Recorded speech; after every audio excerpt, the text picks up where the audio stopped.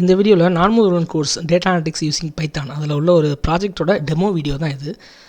சின்னதாக ஒரு demo video தான். இதில் இருக்கிறது நீங்கள் அப்படியே பண்ணணும்னு எதுவும் கிடையாது. நான் இங்கே ஒரு டேட்டா எடுத்து பண்ணுறேன், அது மாதிரி நீங்கள் பண்ணால் போதும். நீங்கள் இதே மாதிரி தான் பண்ணணுமாங்கிறதுக்கும் அவசியம் இல்லை. நீங்கள் சூஸ் பண்ண அந்த டைட்டிலில் உங்களால் எந்த டேட்டா அனலிட்டிக்ஸ் பண்ண முடியுமோ அதை பண்ணுங்கள். ஃபஸ்ட்டு நான் என்ன பண்ணுறேன் அப்படின்னா, நம்மளோட அந்த ஃபைலை கொண்டு வந்து இதில் ஆட் பண்ணிக்கிறேன். ஆக்சுவலாக அங்கே ஸ்க்ரீன் ரெக்கார்ட் பண்ணும்போது அது கொஞ்சம் போயிடுச்சு. நீங்கள் என்ன பண்ணுறீங்க அப்படின்னா, உங்களோட லைப்ரரி ஓப்பன் ஆகும். அதில் நீங்கள் எங்கே வச்சுருக்கீங்களோ அந்த இடத்துல போய்ட்டு உங்களோட CSV ஃபைல் அல்லது எக்ஸல் ஃபைலை ஆட் பண்ணிக்கோங்க.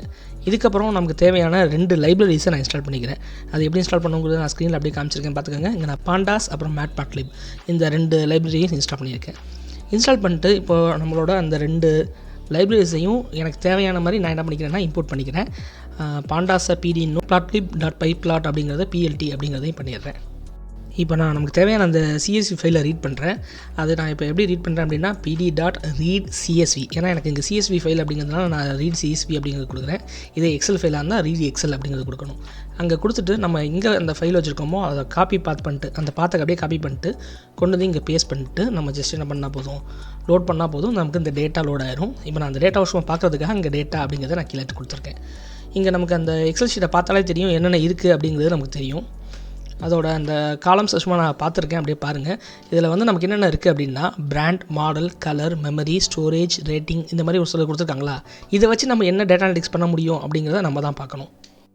இங்கே நான் ஒவ்வொரு காலத்தோட டைப்ஸும் பார்த்துருக்கேன். அதே மாதிரி இதோட ஷேப்பும் நான் பார்த்துருக்கேன். ஷேப்பை பார்த்தா 3114 ரோ 8 காலம் இருக்குது. அடுத்தது இதில் ஏதாவது நல் வேல்யூஸ் இருக்கா அப்படிங்கிறத பார்க்குறேன். அதே மாதிரி என்ன பண்ணிடுறேன் அப்படின்னா எத்தனை நல் வேல்யூஸ் இருக்குது அப்படிங்கிறதையும் பார்த்துட்றேன். இது ரெண்டையும் நான் கொஞ்சம் குயிக்காக பண்ணுறேன் அப்படின்னு நீங்கள் பார்த்துக்கோங்க. இங்கே நம்ம ஸ்க்ரீன்லேயே இருக்குது, பார்த்துக்கலாம். இப்போது இதில் நம்மளால் எதெல்லாம், அதாவது எந்த டேட்டா நல் வேல்யூஸ் இருக்கோ அதெல்லாம் ஜஸ்ட்டு மீனை வச்சு ஃபில் பண்ணுறதுக்காக நான் என்ன பண்ணுறேன் அப்படின்னா அந்த ஃபில்னா அப்படிங்கிற கமெண்ட் யூஸ் பண்ணுறேன். இல்லை ஒரு சில தேவையில்லை, அதாவது நம்பர்ஸாக இருந்தால் மீன் பார்க்கலாம், வேல்யூஸாக இருக்கும்போது அதாவது ஆப்ஜெக்ட்ஸாக இருக்கும்போது நம்மளால் மீன் பார்க்க முடியாது. அந்த மாதிரி இருக்க நல் வேல்யூஸையும் நான் ரிமூவ் பண்ணிக்கிறேன். அதுக்காக தான் ஃபில்னா ட்ராப் நான் ரெண்டையும் யூஸ் பண்ணியிருக்கேன்.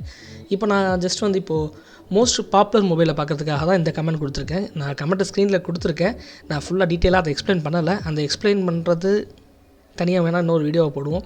இப்போதைக்கு நான் அந்த மோஸ்ட் பாப்புலர் அப்புறம் லீஸ்ட் பாப்புலர் இது 2 டேட்டா இங்கே டிஃபைன் பண்ணியிருக்கேன். கமெண்ட் ஸ்க்ரீனில் இருக்குது. அதாவது data.n largest, data.n smallest இந்த மாதிரி தான். எதை பொறுத்துனா ரேட்டிங்கை பொறுத்து. இப்போ அந்த மோஸ்ட் பாப்புலர் மொபைலை வந்து நம்ம பார்க்குறதுக்காக என்ன பண்ணுறேன், அதை பிரிண்ட் பண்ண போகிறேன். அதே மாதிரி எந்த பிராண்ட், மாடல், ரேட்டிங் அந்த 3 மட்டும் நான் பிரிண்ட் பண்ண போகிறேன். அதே மாதிரி லீஸ்ட் பாப்புலருக்கும் நான் பண்ண போகிறேன்.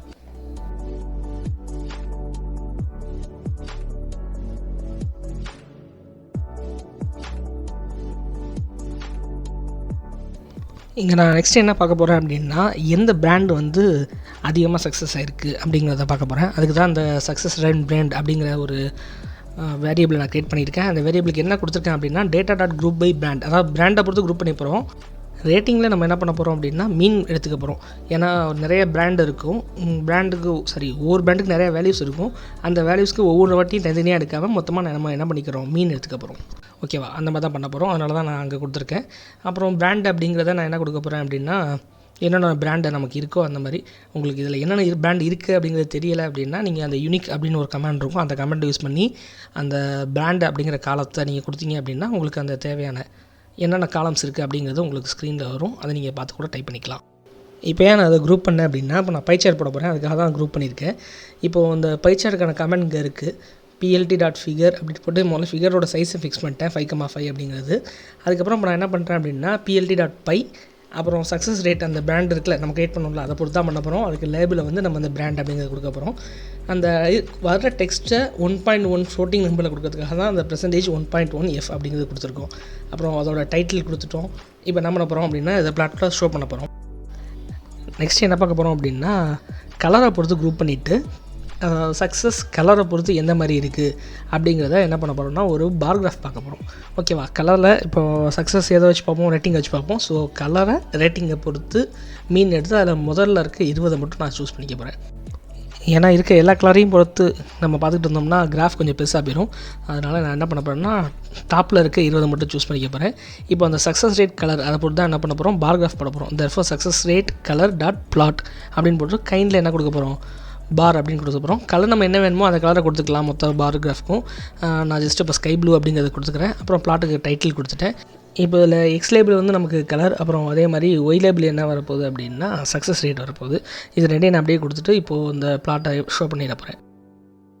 இப்போ நம்ம கலரை பொறுத்து ஒரு பேக்ராஃப் பார்த்தோம். அதே மாதிரி என்ன பண்ண போகிறோம் அப்படின்னா ஸ்டோரேஜை பொறுத்தும் அதே மாதிரி ஒரு பேக்ராஃப் பார்க்க போகிறோம். இது நம்ம ஆல்ரெடி சொன்னதுனால இதை நான் கொஞ்சம் குயிக்காக அப்படியே பண்ணிடுறேன். அப்படியே பார்த்துக்கோங்க. இதில் இருக்க ஒவ்வொரு கமெண்ட்டும் ஆல்ரெடி உங்களுக்கு கிளாஸில் நடத்தியிருப்பாங்க. நான் நடத்துனதுனால தான் நிறையா இதை ஸ்கிப் பண்ணிட்டேன். டீட்டெயிலாக நான் அதை எக்ஸ்ப்ளோர் பண்ணல. இதில் உங்களுக்கு ஏதாவது டவுட் இருந்தது அப்படின்னா நீங்கள் கமெண்ட்டில் எழுங்க, முடிஞ்சளவு நான் ஆன்சர் பண்ண பார்க்குறேன். இப்போது இந்த பேராகிராஃப் முடிஞ்சிருச்சு. ஜஸ்ட்டு நீங்கள் சேவ் பண்ணிக்கோங்க. ஆக்சுவலாக ஆல்ரெடி சேவ் ஆகிருக்கும். இதுக்கும் ஒரு தடவை நீங்கள் சேவ் பண்ணிக்கோங்க. அப்புறம் இது என்ன பண்ணிக்கிறீங்க அப்படின்னா PYNB அப்படிங்கிற ஃபைலை டவுன்லோட் பண்ணிக்கிறீங்க.